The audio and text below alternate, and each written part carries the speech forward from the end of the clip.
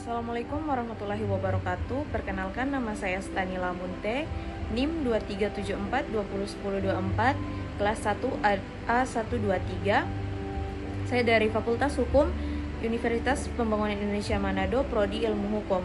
Dalam video ini saya akan menjelaskan tentang hasil dari proposal saya yang berjudul penganiayaan.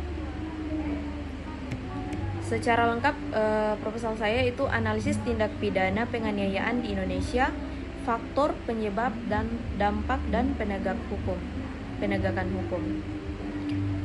Baiklah, saya akan masuk pada pembahasannya. Penganiayaan adalah salah satu hal yang paling sulit untuk dihilangkan di Indonesia. Dalam kehidupan sosial, tindakan penganiayaan sering terjadi seperti pemukulan dan kekerasan fisik sering mengakibatkan cedera sebagian tubuh atau anggota tubuh korban menjadi cacat fisik seumur hidup, bahkan sampai pada kematian. Selain itu, tindakan penganiayaan sering mengakibatkan dampak psikologis pada korban. Si korban merasakan trauma, ketakutan, intimidasi, sampai mengalami gangguan kejiwaan dan mental. Fenomena perilaku penganiayaan bukanlah suatu hal yang baru dalam kekerasan fisik dan psikologis. Hal itu bisa ditemukan di mana-mana, seperti di rumah ataupun di lingkungan keluarga, di tempat-tempat umum maupun di tempat lain yang bisa terjadi pada siapa saja bila mendapati suatu masalah dengan orang lain. Melihat fenomena penganiayaan yang terjadi, tampaknya bukan hal yang terjadi begitu saja, melainkan diduga terkait dengan berbagai faktor, antara lain pengaruh pergaulan dan kenakalan sosial, kekerasan, kecemburuan sosial, tekanan, dan ketimpangan ekonomi. Arti penganiayaan menurut Tirta Miatjajah, seperti halnya dikutip oleh Ledeng Marpaung, adalah sengaja menyebabkan rasa sakit atau cedera pada orang lain. Namun, suatu tindakan yang menyebabkan rasa sakit atau cedera pada orang lain tidak bisa dianggap sebagai penganiayaan jika perbuatan itu dilakukan untuk meningkatkan keselamatan tubuh. Pembuktian dalam persidangan hukum sebagai penganiayaan ringan dengan denda penjara paling lama 3 bulan atau denda paling banyak Rp4.500.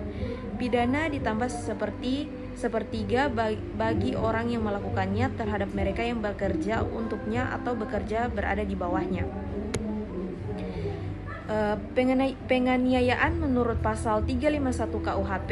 Yang pertama, ayat 1, penganiayaan diancam dengan pidana penjara paling lama 2 tahun 8 bulan atau pidana denda paling banyak Rp4.500. Yang kedua, jika perbuatan mengakibatkan luka-luka berat, yang bersalah diancam dengan pidana penjara paling lama 5 tahun. Selanjutnya, jika mengakibatkan mati, diancam dengan pidana penjara paling lama 7 tahun. Dan yang terakhir, dengan penganiayaan disamakan sengaja merusak kesehatan, percobaan untuk melakukan kejahatan ini tidak dipidana. Menurut jurisprudensi, yang diartikan dengan penganiayaan yaitu sengaja menyebabkan perasaan tidak enak atau penderitaan, rasa sakit atau luka. Adapun pendapat R. Susilo dalam bukunya tersebut juga memberikan contoh dengan apa yang dimaksud dengan perasaan tidak enak, rasa sakit, luka, dan merusak kesehatan.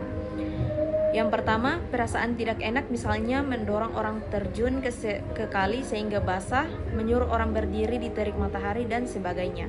Yang kedua, rasa sakit misalnya mencubit, mendupak, memukul, menempeleng, dan sebagainya. Yang ketiga, luka misalnya mengiris, memotong, menusuk dengan pisau, dan lain-lain.